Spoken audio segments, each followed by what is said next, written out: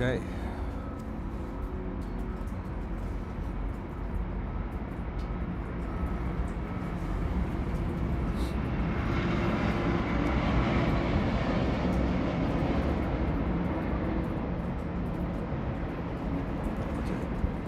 So, this is a unique episode. Hopefully, my voice is loud and the background audio is adjusted.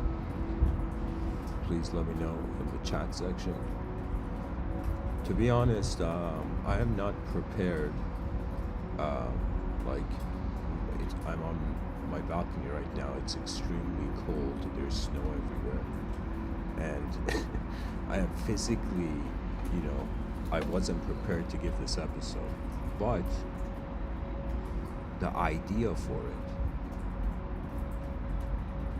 was something that I couldn't pass. I couldn't just let the ideas come in and then leave to the void. So this is let's say, a context before I start the episode.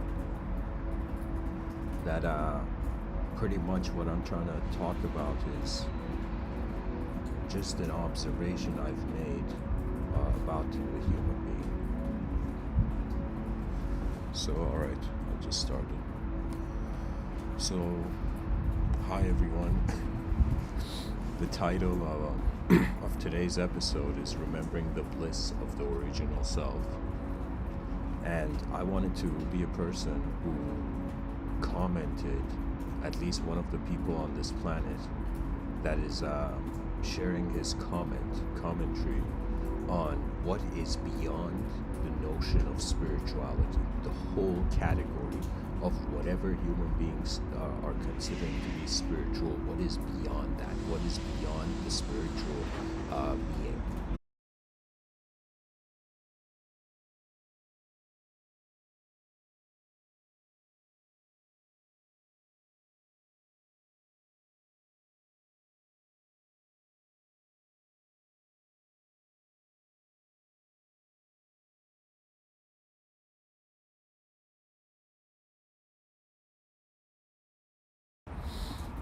Okay, there was a technical issue on my side.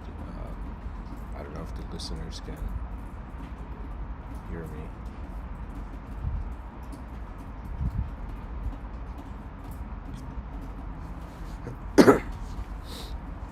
Okay, I think it should be okay now.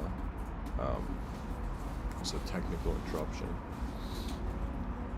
Anyways, I'm going to record this on my phone actually at the same time in case there's an issue with the stream. I'll just upload it later. My God. Technical difficulties can also interrupt, people. Okay. All right.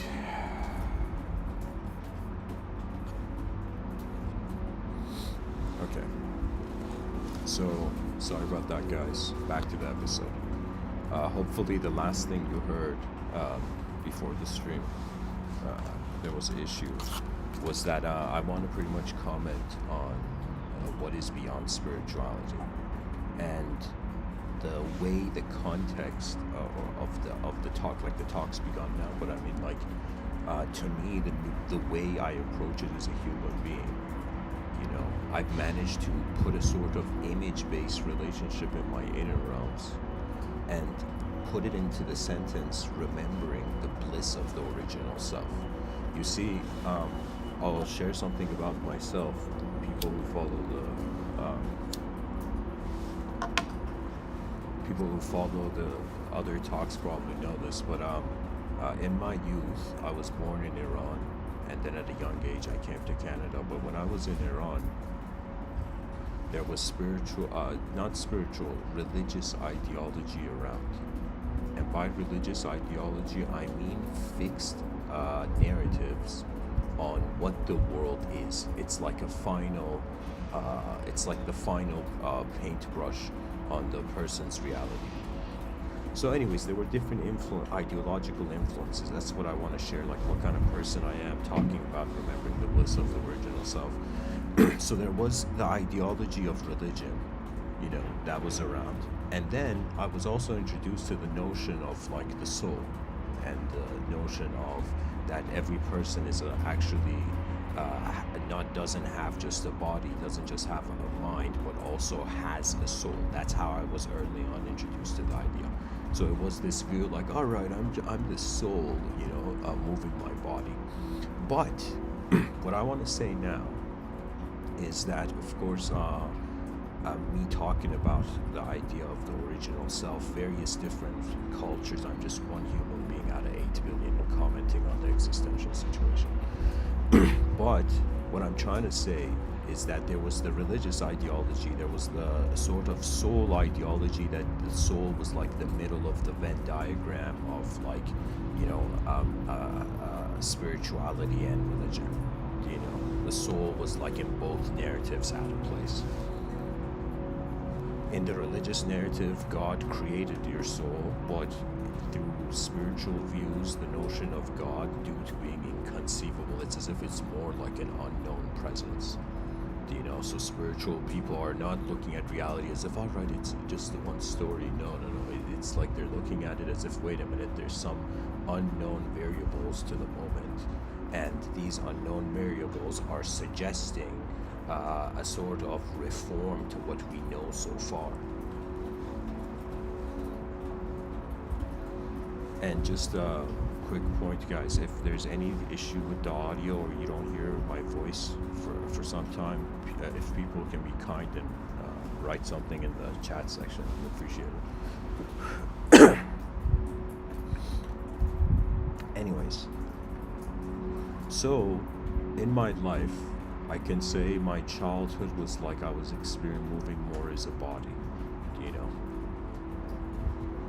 And then as life went on from my youth, I realized that the significance of one's physical body is only to their own attention, but the content and the creative expressionism of human intelligence can move beyond one's own solipsistic domain of reality.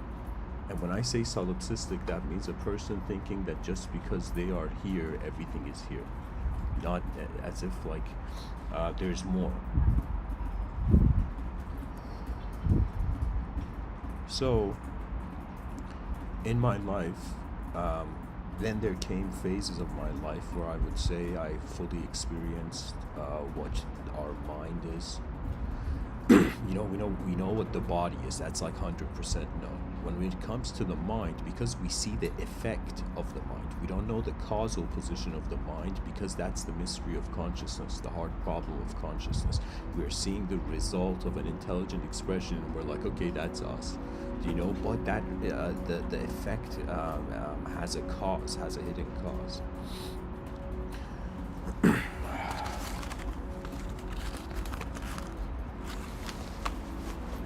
Just a second, folks. I'll be back.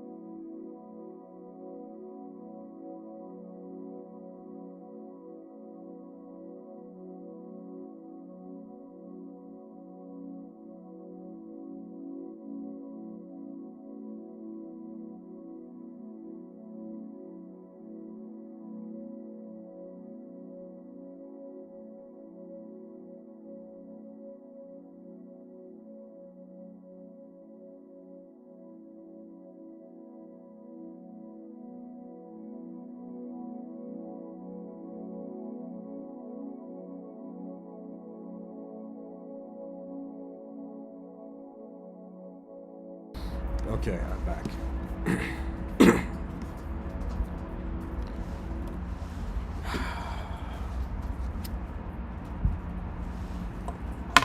I'm pretty much trying right now to give the audience a sense of like how my eyes and their awareness of their source has changed from my youth till now. It's as if the games of the body were experienced and played. The games of the mind, at least, I don't know, for myself speaking, I can say the games of the mind, first of all, there's so much more than language in regards to human intelligence, but I experience the games of the mind. Then when I say the games of the soul is like going towards 100% unknown. So in life, most people do, because of their reaction to fear, they seek certainty and safety. Certainty and safety means I need to find a bunker. Now, physically, it makes sense to find shelter, but in regards to the inner realms of the mind, to bunker down in a certain ideology is actually a limitation. We're not designed to be thoughts. We're designed to be witnesses, like an intelligence witnessing its own evolution. You know, that's really what we are. It's like life is not just physical activity, it is an observance. And after you have observed the various zones of the material realm and what's in front of your eyes, you eventually become curious about what is behind your eyes. You know, the origin, the start of spirituality, you can say, is pretty much a human being like, yo, what is going on here? And that question, having the courage to truly wonder, okay, what if nobody knows? What if what we call human knowledge is just the efforts of those stranded on a sphere in the middle of a giant question mark, in the middle of a mystery? So you see, the unknown is the evocation. And in esoteric traditions, you can say initiation, that concept was just the person realized, okay, I see the body moving, I see the mind consciously in regards to free will expressed, but there's also moments where my free will is watching the whole thing happen, as if there is a hidden life to the world that we have ignored because we have thought the hallucinations of atomic reality is projecting it. It's as if like the issue with materialism is that subjects cannot exist till the end of time. Subjects will be seen as like, yo, this is not our world. You know, it's the biggest fallacy, the biggest issue, I would say, of the modern man is that it has not, first of all, created incredible next level jackets to wear. But at the same time, the issue with modern man is that the past, what we know from the past, has become more important than where the species is walking to. You see, spirituality can have variations, right? It can be in the notion of someone had in their past had an experience, like you hear accounts of people who had near-death experiences, or like some people remember their past lives or whatever, right? That's like the past's room of spiritualism. Okay, when you come to the present, there is the unknown, but when you go to the future, that's like becoming conscious of the present. Being unconscious of the present, you're just here, like there is no meaning, but meaning activates the moment there's intelligent movement. Even intelligence, what we consider intelligence, I'm telling you, it's an activation. It's like literally we're like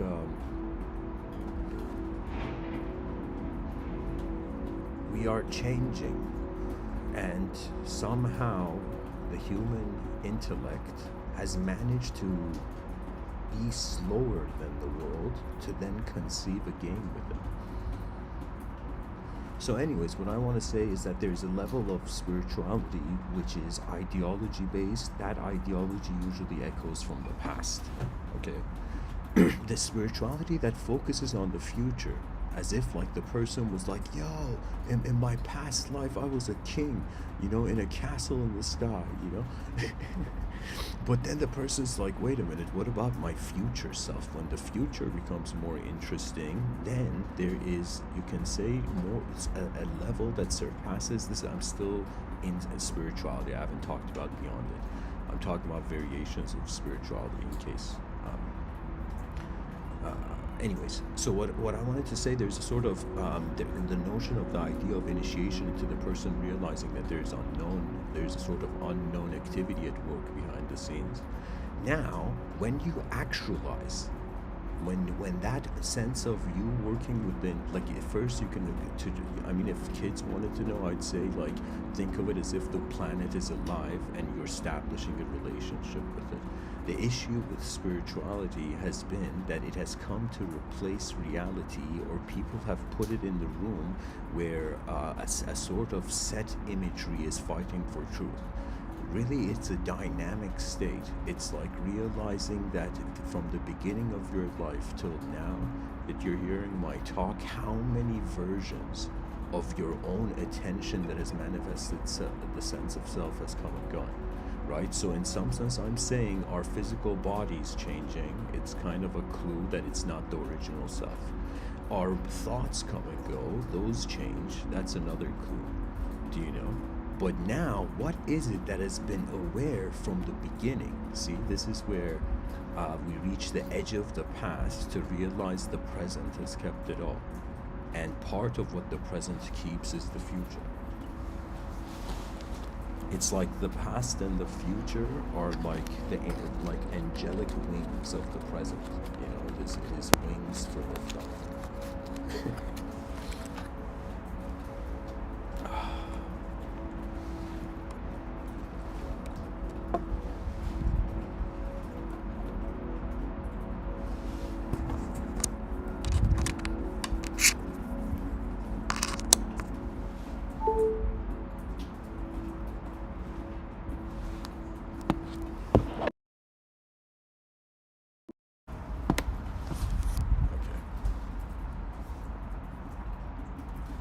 Sorry guys, there's an issue that just keeps popping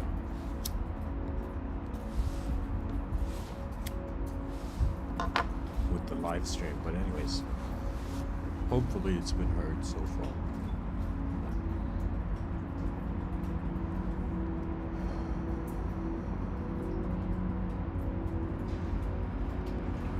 The person experiences the body. Then it's like, okay, what is moving the body? They come to the conclusion, all right, I have a mind.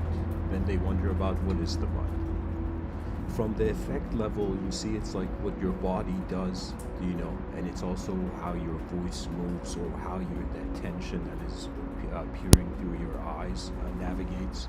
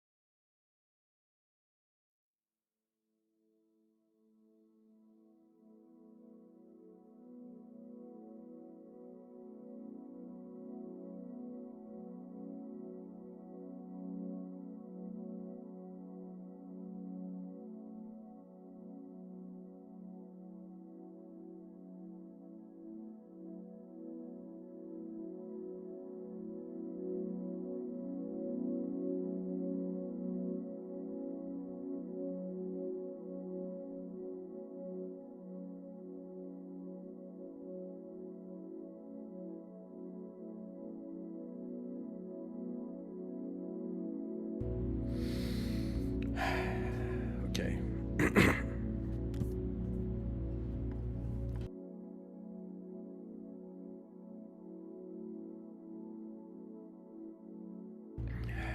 Sorry guys, I think there's been so many interruptions, I have to just probably re-upload this. But anyways, I'll keep going. Hopefully the viewers can hear. And okay.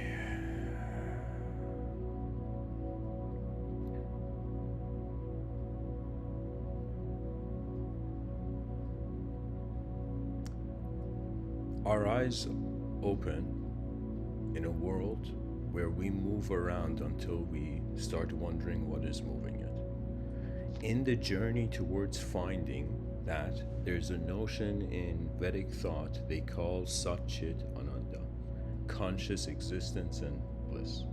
Now, what is the point of this notion of conscious existence and bliss? That means once you have truly noticed the unknown mystery behind how we're conscious. And then you wonder about the unknown mystery behind existence. And then you wonder about the state that these two provide, which is the notion of bliss. And so when you have pretty much seen the unknown context to these three, they have the same unknown. That's my point. So it's as if there is a sort of singularity, a sort of oneness of, yeah, we all know the same thing, we're all the same, we've managed to build